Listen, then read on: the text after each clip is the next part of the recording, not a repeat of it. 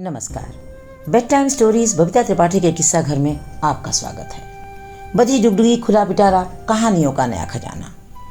कहानियों के नए नए खजाने के साथ मैं बबीता त्रिपाठी आपके पास एक बार फिर से हाजिर हूँ।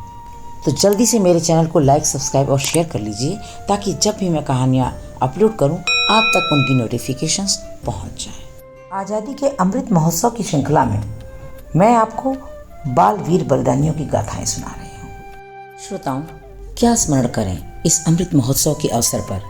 एक बार सोचना तो बनता है उन वीरों के बारे में जिनके कारण आज हमें यह अवसर मिला। पिछले 74 वर्षों से हम अपना राष्ट्रध्वज फहराते हैं प्रत्येक 15 अगस्त और 26 जनवरी के दिन, और राष्ट्रगान गाने के बाद मिठाइयाँ खाते हैं। सोचिए उनके बारे में जिन्हें इस ध्वज को फहराने और वंदे मातरम या भारत माता की जय का नारा लगाने के अपराध में लाठियाँ गोलियाँ खानी पड़ी, कारागार के कष्ट उठाने पड़े, काला पानी की यातनाएं भुगतनी पड़ी और अपने प्राण अर्पित करने पड़े।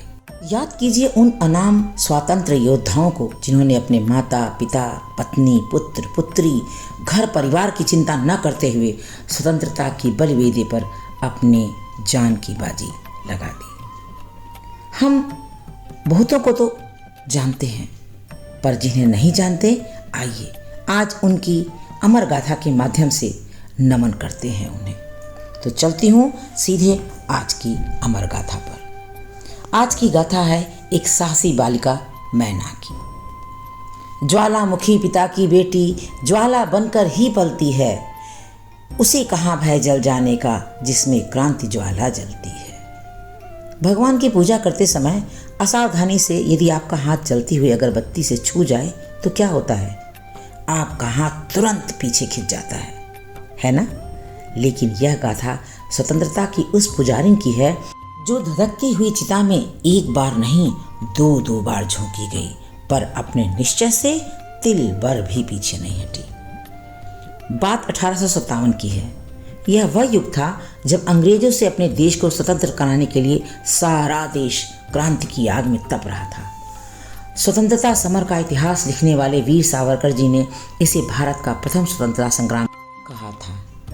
आपको यह जानकर गर्व होगा कि इतिहासकारों ने यह स्वीकारा है कि हमारा राष्ट्र पूरी तरह पराधीन कभी हुआ ही नहीं।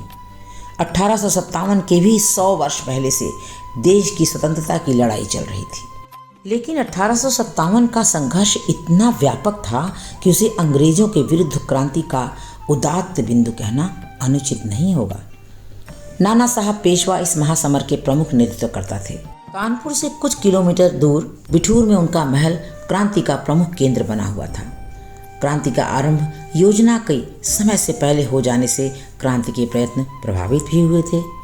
इसलिए योजनाओं में तात्कालिक परिवर्तनों के लिए क्रांतिकारियों को गुप्त बैठकें करनी होती थी, गुप्त रूप से देश भर में संदेश पहुंचाने होते थे।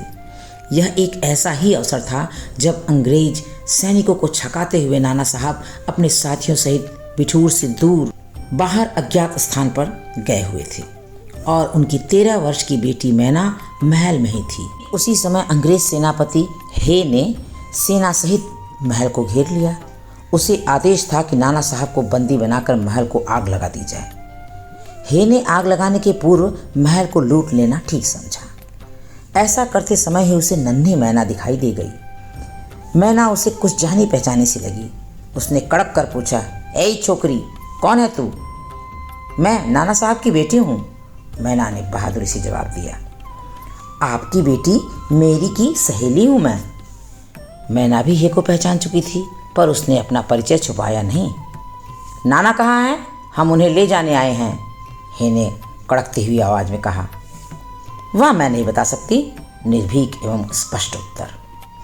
अब तो हे चढ़ गया। सुन लड़की, हम यह महल जलाकर राख कर देने वाले हैं। यदि जान बचानी हो तो बता, नाना कहाँ हैं? उसी समय वरिष्ठ अधिकारी कौवन आधम का उसे नाना को पकड़कर उन पर घोषित 1 लाख रुपए का इनाम पाने की बड़ी लालसा थी। हे भूल गया कि मैना उसकी बेटी की उम्र की है और उसकी बेटी मैरी की सहेली भी है।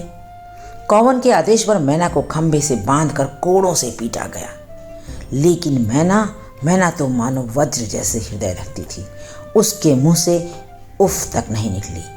एक भी गुप्त भेद प्रकट नहीं हुआ। उसे कानपुर ले जाकर जल्दी चिता में झोंक देने का आदेश दिया गया। महल तो पहले से ही तोपों से उड़ा दिया गया था। नन्ही मैना धू धू जलती लपटों में जल रही थी, पर क्रांतिकारियों का पता बताकर देश से गद्दारी उसे स्वीकार न थी। अधजली मैना को एक बार फिर से चिता से बाहर खींचकर पूछताछ की गई, पर परिणाम तो एकदम अटल था।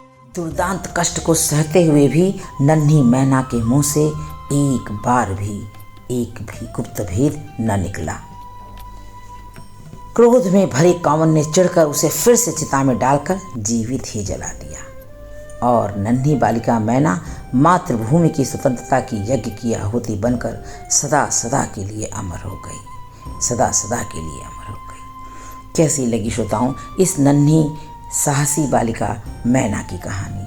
मुझे पूरी उम्मीद है आपको ये कहानी बहुत पसंद आई होगी। श्रोताओं, चैनल को लाइक, सब्सक्राइब और शेयर करना ना भूलिएगा और हाँ, कमेंट्स के जरिए अपना प्यार और दुलार जरूर देते रहिएगा। मुझे मेरी कमियों से भी अवगत कराइएगा, पर बताइएगा जरूर। तो मिलती हूँ अगली और एक नन्हे बाल वीर बलिदानी की साहस भरी गाथा के साथ।